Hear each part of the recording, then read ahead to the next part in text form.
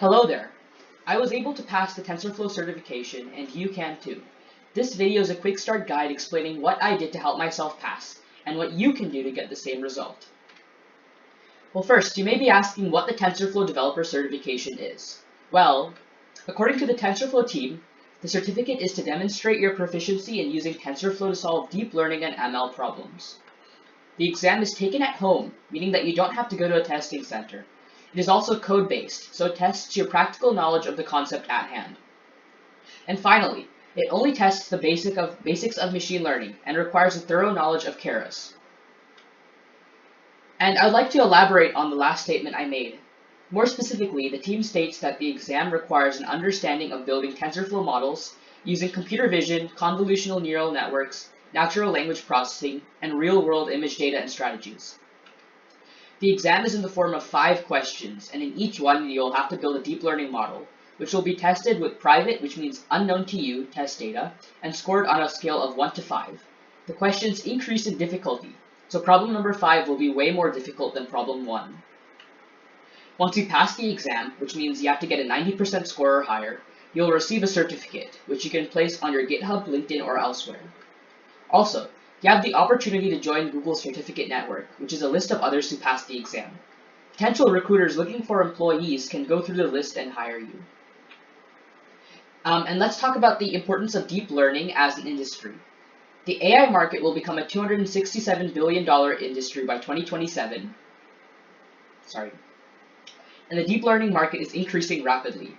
At 2018, the deep learning market was at $2.28 billion, and it's projected to reach $18.6 billion by 2023 and $93.34 billion by 2027. And let's talk about what that means for you. The average yearly salary for a deep learning engineer is $134,192 US, which is more than 4 times the median US salary. Deep learning startups are also on the rise, as you can make a ton of stuff using deep learning models. So now let's cover the registration process of this exam. Almost anyone can register and do the exam, but people in Cuba, Iran, Syria, Sudan, North Korea, or the Crimea region of Ukraine are not allowed to take it. There is no age limit, so anyone can take it, whether it be a high school student or an adult. But what about the cost, you may ask? Well, the exam costs $100 per attempt taking it, but Google understands that many people cannot afford that amount, so they offer financial support through an education stipend. I really don't know much about it, but you should check the instructions out. Now I will go through how to register for the exam. So you have to go to tensorflow.org/certificate. Okay, then once you come here, you'll have to scroll down a bit and click Begin Exam. And then you'll be taken to TrueAbility, which is a platform for taking tests and stuff. And they'll notify that, so you don't need to worry. And now if I were to read these instructions, but I just wanted to show you how to register, so I will not cover this. But when you are registering, you should definitely check their instructions out. Anyway, so I'll click the Purchase the Exam button. And here they will give some instructions on how to verify your ID and who can register.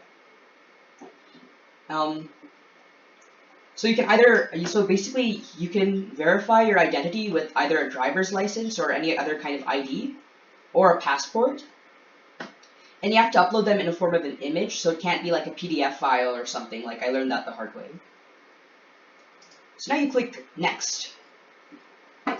And then you have to choose which type of document you have to use to verify who you are. So let's just assume that you're going to check with your passport. And here you can upload an image or take a picture. I obviously won't upload my passport. So, and then once you click Next, you'll have to upload a picture of yourself for verification that this passport is you. And then you'll have to fill in some details like maybe your phone number and email. And then they'll make you accept the terms of service and stuff like that.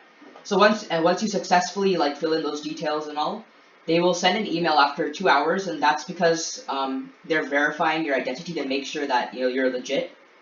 And once you've been verified, they will say like, congratulations, you've been verified, and that you can take the exam. And so after that, you can take the exam without any problems, or you should be able to, because problems might occur. And if that happens, I would check their candidate handbook, as well as the document given to you when you register. So now let me talk about a bit of stuff about the exam. The test is 5 hours and it is open book, which means you can use the documentation and whatever resources that you have. So let's talk about some of the prerequisites before taking the test. The best place to look for prerequisites and prior knowledge is the TensorFlow Certification Handbook. I will summarize what they say here, but I strongly recommend that you check it out. So basically, you need a thorough knowledge of Keras, and you need to be able to build models in the fields of computer vision, natural language processing, and time series. And you should also be able to pre-process your data so that it can be fed to the model.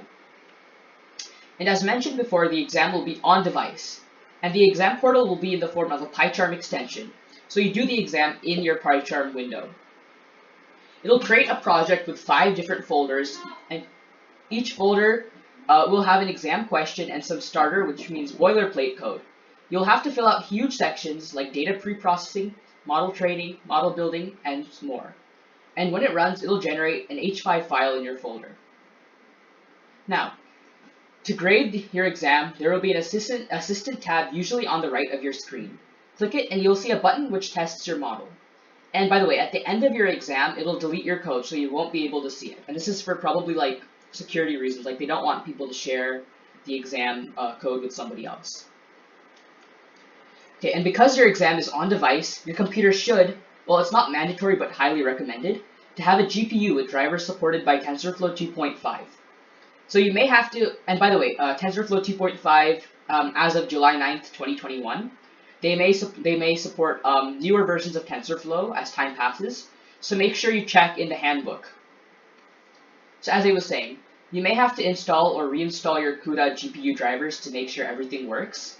But if you don't have a GPU and cannot afford to buy one, don't fret, because you can use a cloud GPU, but the thing is you have to set it up yourself and you'll have to pay. But it shouldn't be that much. Cloud GPU is quite cheap, and it's around 80 cents an hour. Now, to study for the TensorFlow certification, you have to take either the TensorFlow DeepLearning.Ai Professional Certificate course on Coursera. And they offer a free trial for 7 days and a $49 a month subscription afterwards. But scholarships and financial support can be given. You just have to apply for it. Or you can take the Udacity's Intro to TensorFlow for Deep Learning course, which should be free, and the content should be identical to the Coursera one. And by the way, when I say free, I'm not really sure how it works, because I haven't really viewed the Udacity's one yet, but you should just check that out yourself. And finally, you should check out Daniel Burke's course on Udemy titled TensorFlow Developer Certificate in 2021, Zero to Mastery. This is on Udemy as mentioned, and it usually costs $95. But sometimes Udemy offers deals. And as of July 9th, 2021, they're offering a deal of $14 instead.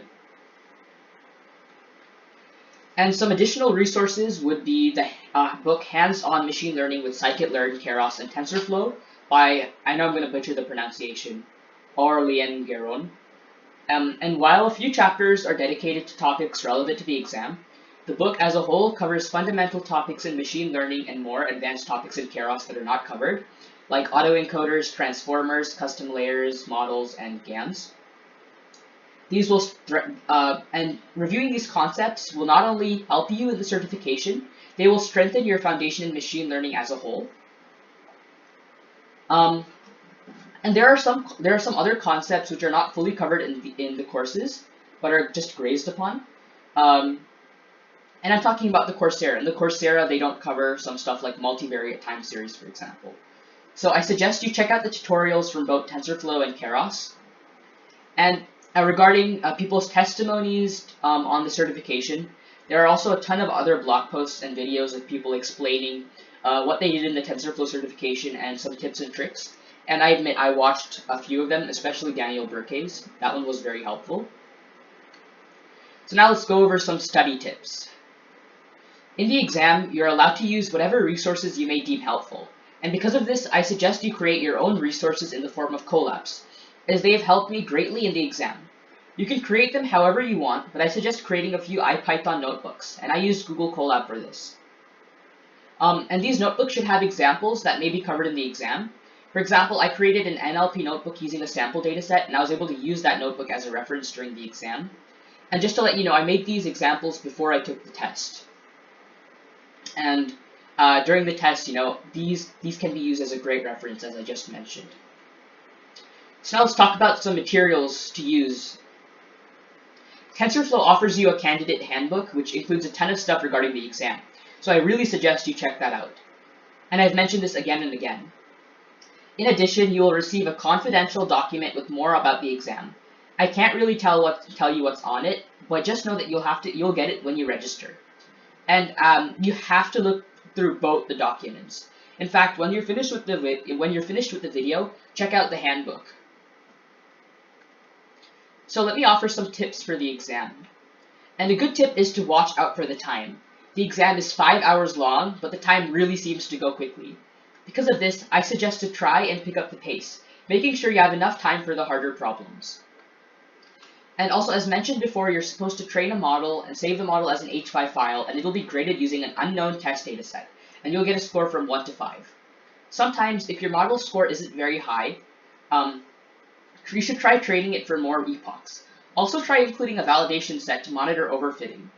Also, you can only have at most one H5 file in the directory that you're being graded for at a time.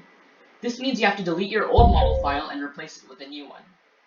But sometimes your new model can have an even lower score than your previous attempt. So it's a good idea to keep your old model files in a different directory, like the root file. And check the handbook for general troubleshooting if anything goes wrong during the exam. This problem in particular, the one that I will talk about, wasn't covered there, but I had encountered it. I don't know if this was unique to me, but I remember having trouble grading my first problem. The assistant was unresponsive, and when I tried clicking something, nothing happened. Well, the trick that solved this problem was to click onto another directory and go back to the original one. Then you should be able to see the button that grades your exam. So thank you for listening about my experience and the tips that I've given you during the exam. I wish you good luck, and remember, look at the handbook. Bye.